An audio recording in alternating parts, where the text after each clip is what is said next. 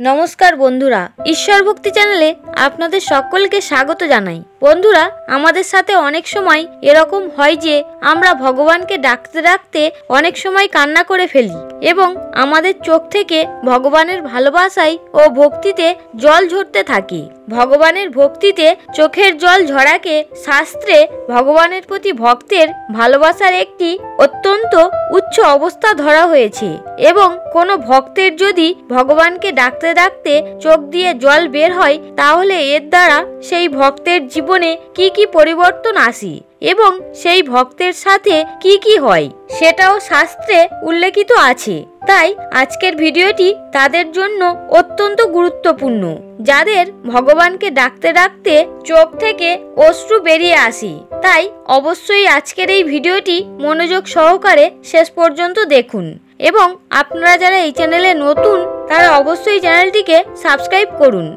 एबं बेल बटने प्रेस करुन एई रकम आरो अनेक नतुन भिडियोर नोटिफिकेशन पेते। बंधुरा जखन जीवने अनेक कष्टेर परिस्थिति आसते थाके, जखन जीवने दुश्चिंता आमादेर चारपाश थेके घिरे फेले, आमादेर साथे किछु बाधा विपत्ति घटे जाय, आमरा जखन जीवने कोनो विषये फेसे जाई, जखन जीवने कष्ट आमादेर दुश्चिंताय फेलते थाके, तखन आमरा भगवानेर शरणापन्न हई। एरकम अनेक लोकजन आपनारा देखे थाकबेन যাদের মুখ দিয়ে কখনোই সেরকম ভাবে ভগবানের নাম বের হয় না, কিন্তু যখনই তারা সমস্যায় পড়ে অথবা বিপদে পড়ে তখনই তারা ভগবানের নাম করতে থাকে। কিন্তু যারা প্রকৃতপক্ষে ভক্তি করে, যারা ভগবানের সাথে জুড়ে থাকে, যারা ভগবানের সেবা করে, তাদের সব সময় নিজেদের প্রভুর ব্যাপারে খেয়াল থাকে, যারা সব সময় নিজেদের ইষ্ট দেবতার খেয়াল রাখে। তাই এরকম সময় যখন আপনারা কোনো সমস্যায় পড়েন অথবা দুশ্চিন্তায় পড়েন, তখন আপনারা ভগবানের থেকে নিজেদের কষ্ট নিবারণ করার উপায় জানতে চান এবং নিজেদের সমস্ত সমস্যার সমাধান জানতে চান। তখন আপনারা ভগবানের কাছে প্রার্থনা করেন যে, হে প্রভু, আমাদের এই কষ্ট থেকে মুক্তি দিন। তখনই আপনি অনেক বেশি পূজাপাঠ করেন, অনেক বেশি ভক্তি নিয়ে ভগবানের সেবা করেন। দেখুন, সব থেকে জরুরি হলো ভক্তি দিয়ে সেবা করা। এটা জরুরি নয় যে আপনার কাছে 5 কিলো অথবা 50 কিলো লাড্ডু থাকতে হবে, ঘিয়ের প্রদীপ থাকতে হবে, ফুল অথবা অন্যান্য সমস্ত জিনিস উপলব্ধ থাকতে হবে, তাহলেই একমাত্র আপনি ভগবানের সেবা করতে পারবেন। এরকমটা হয় না। আপনি ভগবানকে সবকিছু মানসিক রূপ দিয়ে অর্পণ করতে পারেন।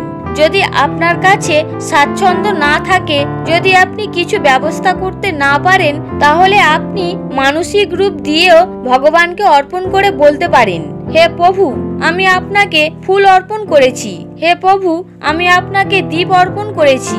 যখন আমরা জপ করি অথবা ভগবানের কথা মনে করি অথবা ভগবানের পূজা করি কিংবা ভগবানের কাছে প্রার্থনা করি যে, হে প্রভু, আমার কষ্টের নিবারণ করুন, আমি অনেক দুশ্চিন্তার মধ্যে ফেসে আছি, আমাকে দয়া করে রাস্তা দেখান।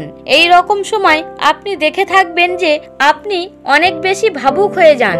কখনো কখনো আপনি আপনার কষ্ট দুশ্চিন্তার কারণ ভগবানকে না বলেই শুধু ভগবানকে দেখতে দেখতেই ভাবুক হয়ে যান।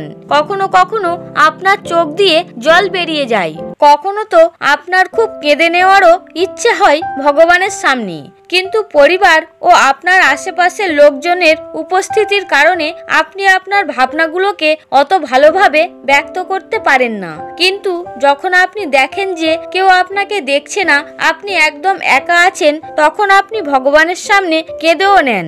ভগবানের সামনে আপনি ভাবুক এতটাই বেশি হয়ে যান যে আপনার চোখের জল আর থামতে চায় না। এটা কোথাও না কোথাও এটা প্রমাণ করে যে আপনি ভগবানের সাথে কতটা জুড়ে আছেন।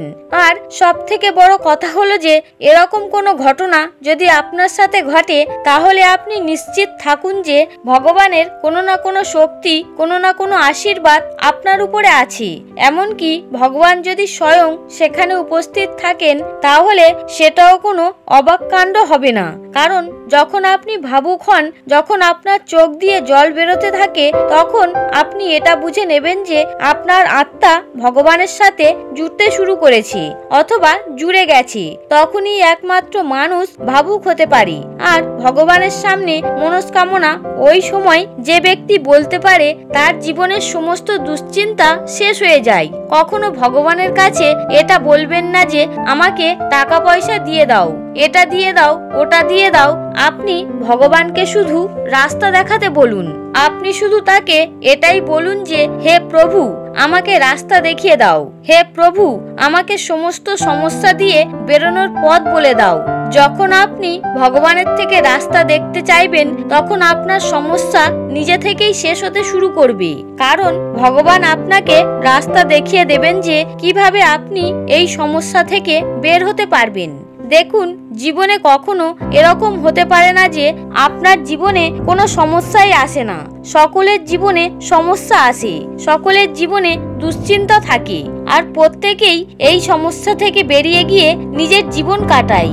কিন্তু যে ভগবানের সেবা করে, ভগবানের শরণাপন্ন হয়, ভগবানের নাম মন্ত্র জপ করে, ভগবানকে মন দিয়ে ডাকে, তাদেরকে ভগবান আশীর্বাদ দেন এবং আশীর্বাদ স্বরূপ তাদের সমস্ত কষ্ট নিবারণ করে দেন।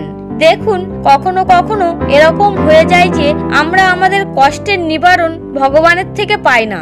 তখন আমরা ভগবানকে দোষ দিতে থাকি যে ভগবান আমাদের কথা শুনছেন না, ভগবান আমাদের জন্য কিছুই করছেন না।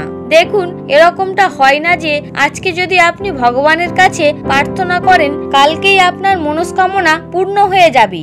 এরকমটা কখনোই হয় না। যখনই আপনি ভগবানের কাছে প্রার্থনা করেন, তখনই একটা যোগ শুরু হয়ে যায়। যোগ তৈরি হলে ধীরে ধীরে আপনার জীবনে কিছু প্রাপ্তি হতে শুরু করে। আজকে যদি আপনি পূজা করেন আর কালকে যদি কিছু ক্ষতি হয়ে যায়, তাহলে এই সব কিছুকে পূজা পাঠের সঙ্গে জুড়ে দেবেন না। কিছু ঘটনা হওয়ার জন্য আপনার জীবনে হঠাৎই চমৎকার হয়ে যাবে, এরকমটা কখনোই ভাববেন না। যখন আপনার জীবনে ভালো কিছু হতে থাকে, তখন ধীরে ধীরে আপনার জীবনের সমস্ত দুশ্চিন্তা দূর হতে শুরু করে। আপনি নিজেই ভাবুন, যখন কোনো বাচ্চার জন্ম হয়, তখন সেটার জন্য 9 মাস সময় লাগে। যখন আপনি ভগবানের থেকে সন্তান চেয়ে থাকেন, তার পরের দিনই তো আপনার সন্তান হয়ে যাবে না। সন্তানের জন্য আপনাকে চেষ্টা করতে হবে। সন্তান আপনার জীবনে আসবে ঠিকই, কিন্তু তার জন্য সময় লাগবে। আপনি যদি এরকমটা ভাবেন যে আমরা তো সন্তানের জন্য প্রার্থনা করেছিলাম, কিন্তু 1 সপ্তাহের মধ্যে সন্তান পেলাম না, তার মানে ভগবান আমাদের কথা শুনছেন না, এরকমটা কখনোই হয় না। যখনই আপনি ভগবানের সামনে হাত জোড় করেন এবং ভগবানের সামনে ভাবুক হন, তখনই আপনি ভগবানের সাথে জুড়ে যান।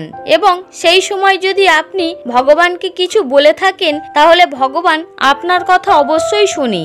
আর যদি আপনার মনে সত্যিকারের শ্রদ্ধা ভক্তি থাকে, আপনি যদি সবসময় ভগবানের সাথে জুড়ে থাকেন এবং সবসময় ভগবানের সেবা করেন, তাহলে ভগবানও আপনার কথা শুনবেন এবং আপনার সমস্ত সমস্যার সমাধান করে দেবেন।